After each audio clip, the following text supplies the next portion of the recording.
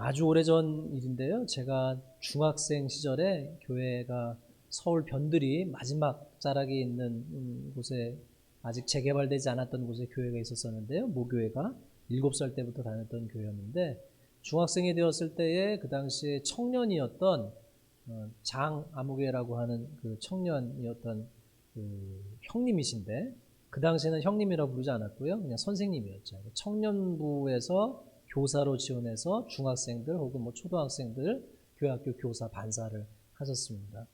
그런데 제가 그 장 선생님, 나중에는 커서는 형님이라고 불렀지만 그 당시에 그 장 선생님을 잊을 수 없었던 것이 그 선생님이 그렇게 넉넉하지 않은 집안에서 어려운 집안에서 사시면서 아이들을 사랑하는 마음의 교사가 되어서 청년이어서 할 게 얼마나 많아요. 하고 싶은 게 얼마나 많겠어요. 그런데 그런 것을 마다하고 남학생들을 그 교사 혹은 여학생들, 그 중학생 아이들을 교사를 맡아가지고요.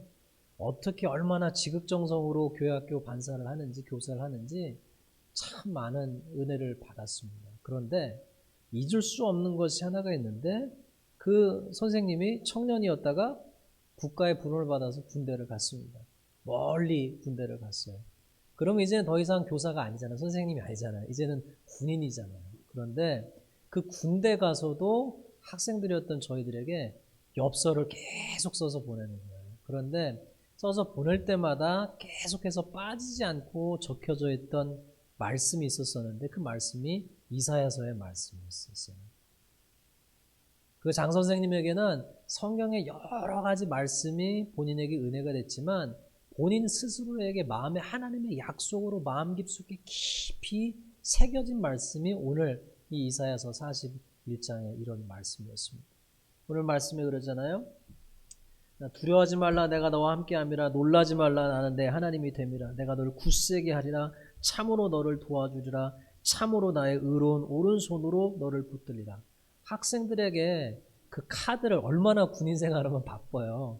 편지 오면 얼마나 좋은데요. 그런데 본인이 편지를 받는 게 아니라 그 군생활 하면서 훈련병 시절에 혹은 뭐 짝대기 하나 짝대기 2개 다니면서도 끊임없이 제대할 때까지 정성으로 편지를 쓰고 엽서를 쓰는데 쓸 때마다 써있던 말씀이 이사야서의 말씀이었어요. 그 말씀이 그분에게는 가슴 깊이 새겨진 말씀이고 본인에게 하나님의 말씀으로 믿어지는 레마의 말씀이며 나의 말씀인 거죠.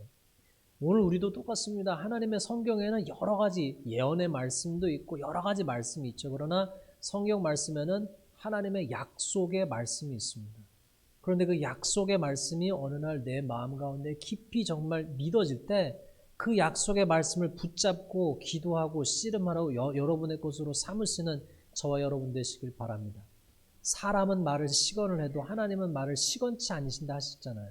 그 하나님께서 약속하신 그 말씀을 하나님 이 말씀은 우리에게 주신 말씀 아니십니까? 하나님 이 말씀대로 되어지게 하옵소서. 여러분 기도하시는 저와 여러분이 되시길 바랍니다. 하나님 말씀 없이 형통한 사람들이 있어요. 그러나 우리는 어찌 보면은 때때로 인생을 살아가면서 고난이나 힘든 사건들이나 여러 가지 어려운 일이 있지만 그때 하나님의 말씀을 붙잡고 마치 사무엘의 어머니 한나처럼 하나님 앞에 나아가 씨름하는 저와 여러분 되시기를 간절히 바랍니다. 오늘도 그래서 이 말씀 가운데 여러분 이 말씀의 구절들이 저와 여러분에게 하나님의 말씀으로 새겨지는 귀한 시간이 되기를 간절히 바랍니다. 오늘 본문이 포함되어 있는 이사야서가 처음 쓰여질 당시에는 남유다 왕국은 아수르라고 하는 대제국의 위협 앞에 처해 있었습니다. 위기의 순간을 만나니 사람들이 우왕좌왕하였습니다. 이사야서를 가만히 차분히 읽다 보면은 마치 우리나라 조국 한반도 고려시대 뭐 이 조선시대 혹은 뭐 초기의 이 한국의 이야기 상황처럼 주변 열강에 둘러싸여서 어느 나라 편에 어느 편에 서야 이 나라가 살 수 있는가를 고민해야 되는 상황이었습니다. 이쪽 강국에 붙을 것인가 저쪽 강국에 붙을 것인가 저항을 해야 하나 독립을 해야 되나 싸워야 되나 머리를 조아리고 조공을 바쳐야 어떻게 해야 되느냐라고 하는 고민을 심각하게 했던 때의 일이었습니다.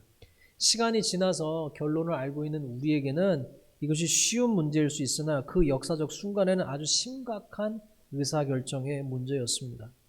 마찬가지로 이스라엘 역사에서 북이스라엘이 아수리에 의해서 패망하고 모든 백성이 흩어져 버림을 당한 후에 아직 살아남은 남유다의 경우 어떻게 해야 살아남느냐가 아주 중요한 질문이었어요. 어디에서 우리를 돕는 도움이 오는 것인가?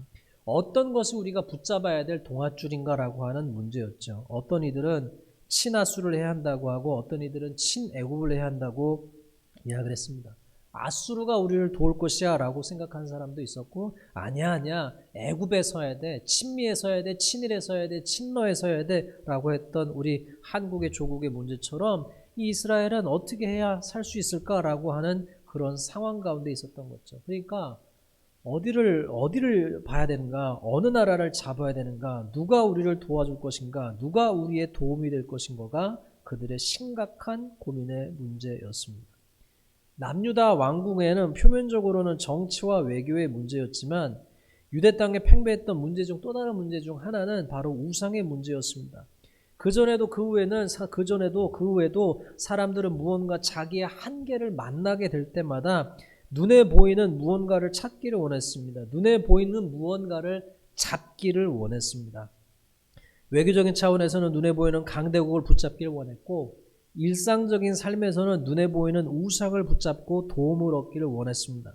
그리고 다른 강대국이 섬기는 신, 그들이 만들어 놓은 어마어마한 신상 혹은 일상에서 관계되는 신상을 붙들기 원했습니다. 왜냐하면 다른 나라의 종교에서 발견되는 우상들은 다 눈에 보이거든요. 근데 이스라엘의 하나님은 눈에 보이는 신상을 만들도록 허락하지 않았어요. 그러니까 이스라엘 사람들에게는 저 강대국의 눈에 보이는 신이 더 당장 나를 도울 것처럼 보여지는 것이지요. 그러니까 시간이 지나서 아수르가 이기고 바벨론이 이기고 하니까 그 이방 땅의 신상이 더 커 보이게 됩니다.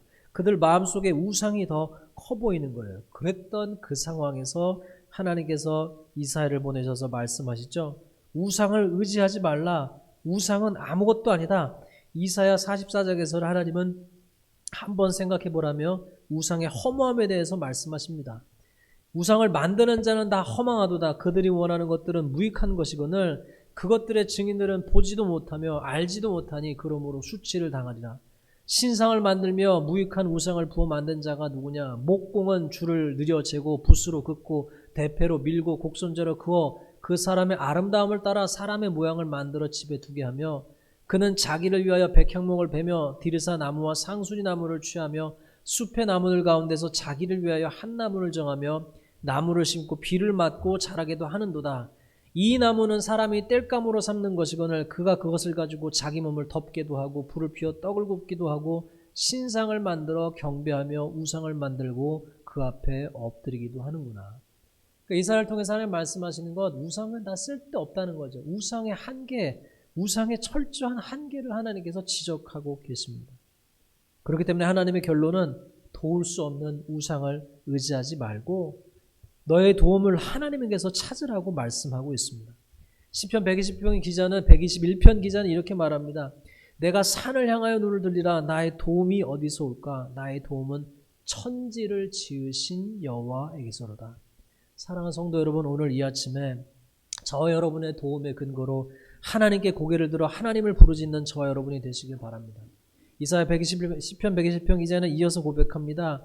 여호와께서는 너를 실족치 않게 하시며 너를 지키시는 이는 졸지 아니하시고 이스라엘 지키시는 이는 졸지도 아니하시고 주무시지도 아니하시고 여호와는 너를 지키시는 이이시고 여호와께서 내 오른편에서 내 그늘이 되시니 낮의 해가 너를 상하지 않게 하며 밤의 달도 너를 해치지 아니하리로다. 여호와께서 너를 지켜 모든 환난을 면하게 하시며 내 영혼을 지키시리로다. 여호와께서 너의 출입을 지금부터 영원까지 지키시리로다. 시편 기자가 자기의 삶의 경험적 고백을 가지고 시편의 노래를 불렀다면 오늘 본문에서는 하나님께서는 하나님이 선택하신 백성을 향하신 하나님의 약속이 나옵니다. 바로 오늘 본문 앞에는 하나님께서 5절, 6절, 7절에 이렇게 말씀하십니다. 섬들이 보고 두려워하며 땅끝이 무서워 떨며 함께 모여와서 각기 이웃을 도우며 그 형제의 의를 너는 힘을 내라 하고 목공은 금장색을 격려하며 망치로 고르게 하는 자는 매질꾼을 격려하며 이르되 땜질이 잘 된다 하니 그가 못을 단단히 박아 우상을 흔들리지 않게 하냐는도다. 사람들이 무서워 떨 때에 함께 와서 도우며 힘을 내라 하면서 하는 끝이 무엇이냐면 결국은 우상을 흔들리지 않게 하는 거예요. 그러니까 우상은 아무것도 아니라고 하는 거죠. 그러니까 그런 우상을 붙들지 말고 하나님께서는 이스라엘 백성들을 향해서 하나님을 찾으라고 하나님께서는 격려하고 계십니다. 8절에 하나님은 부르시죠. 나의 종 너 이스라엘아, 내가 택한 야곱아, 나의 벗 아브라함의 자손아라고 부르십니다. 하나님은 전쟁에서 진 낙심한 유대 백성에게 이렇게 부르십니다. 나의 종 너 이스라엘아, 내가 택한 야곱아, 나의 벗 아브라함 자손아. 한 번 부르시지 아니하시고 다양한 이름으로 너는 나의 종이고 나의 소유이고 나의 친밀한 존재이고 내가 택한 존재이고 내가 택한 백성이고 나의 친구 아브라함의 자손이라고 부르십니다. 하나님과 아무런 상관없는 존재가 아니고 내가 너를 알고 내가 너를 택하였다고 하시는 것이죠. 오늘 말씀을 들으시는 사랑하는 성도님도 마찬가지입니다. 한 분 한 분을 하나님께서 택하시고 부르심을 믿으시기 바랍니다. 여러분을 목회자로 혹은 여러분을 장로님으로 권사님으로 집사님으로 성도님으로 부르신 분이 하나님이심을 믿으시기 바랍니다. 그 하나님께서 여러분을 인도하셔서 목회자가 되게 하셨고 장로님이 되게 하셨고 권사님이 되게 하셨고 집사님이 되게 하셨고 성도님이 되게 하셨고 오늘날 예배드리는 예배자가 되게 하신 줄로 믿으시기 바랍니다.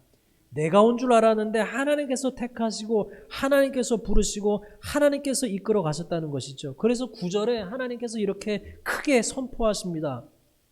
내가 땅 끝에서부터 너를 붙들며 땅 모퉁이에서부터 너를 부르고 너에게 이르기를 너는 나의 종이라 내가 너를 택하고 싫어하여 버리지 아니하였다 말씀하시는 거예요.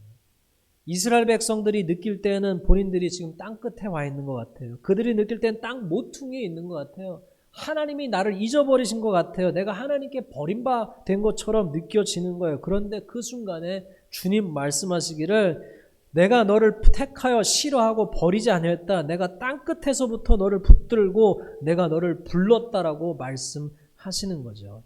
사랑하는 성도 여러분, 오늘 요즘 사시는 것이 어떠십니까? 때때로 우리가 인생을 살다가 마치 우리가 세상의 중심에 사는 것처럼 느껴지지 아니하고 완전히 밀려가서 땅 끝에 있는 순간처럼 느껴지는 순간이 있다 할지라도 그 순간에 하나님께서 우리에게 말씀하신 것, 내가 너를 기억하고 내가 너를 여전히 생각하고 내가 너를 택하였다라고 하시는 말씀을 기억하시기를 바랍니다.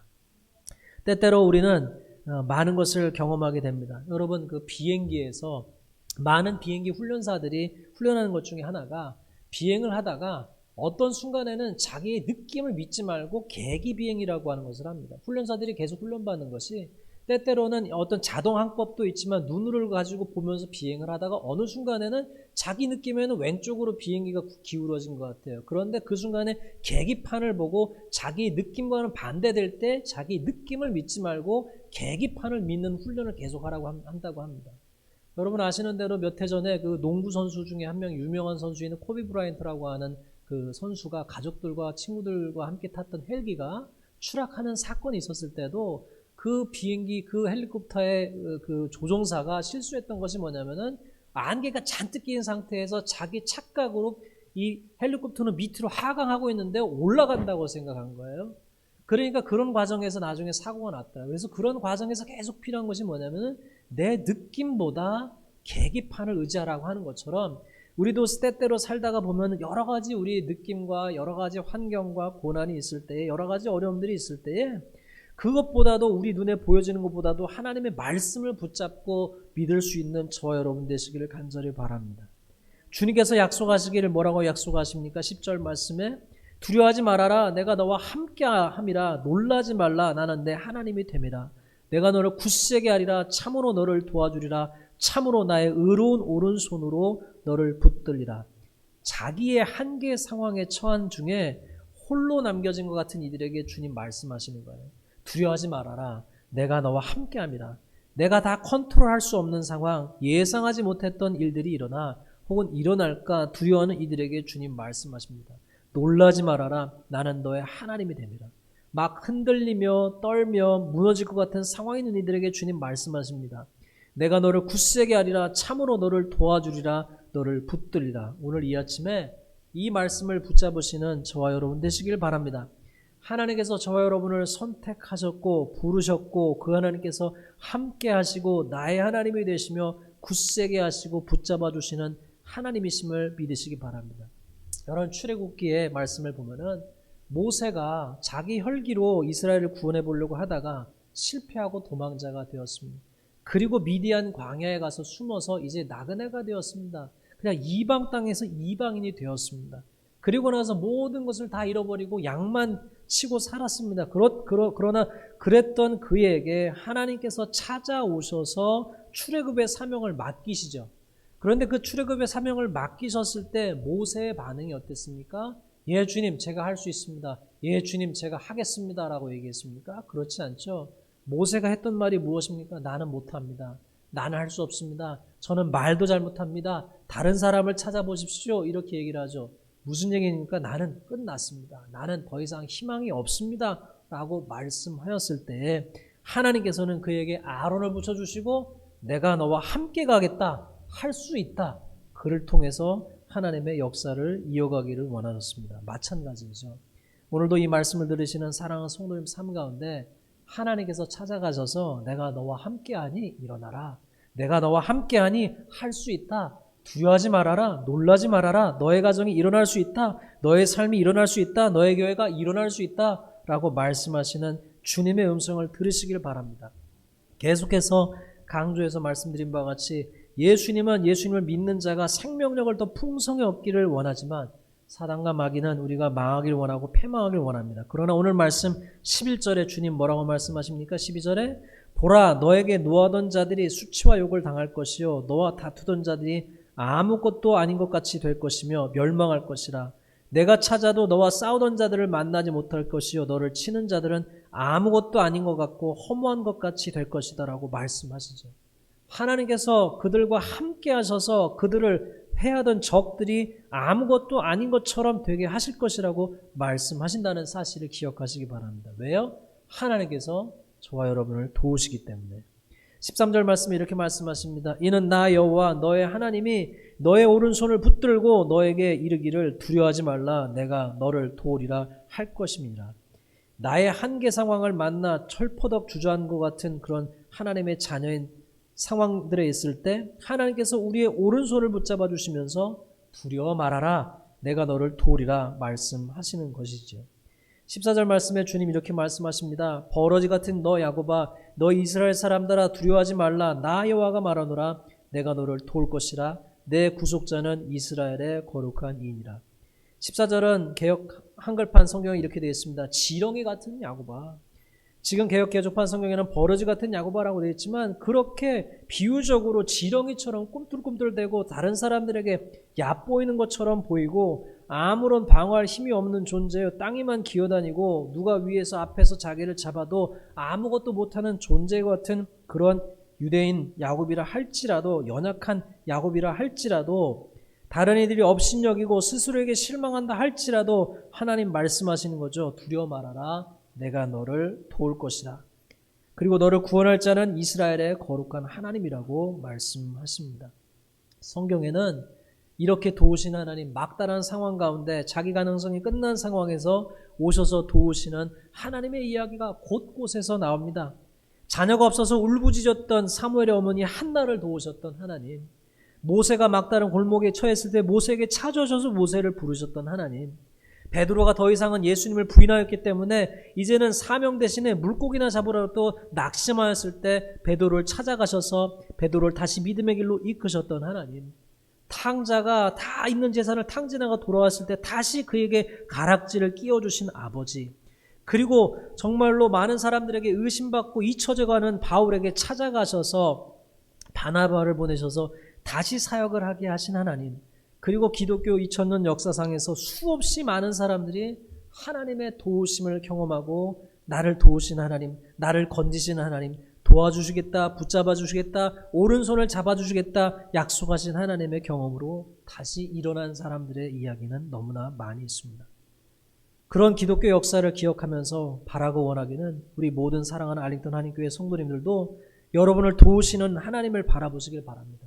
특별히 사순절의 기간 동안에 주님의 도우심의 역사가 우리에게 경험되어져서 하나님의 도우심으로 일어나는, 달려가는 역사가 일어나기를 주님의 이름으로 축원합니다.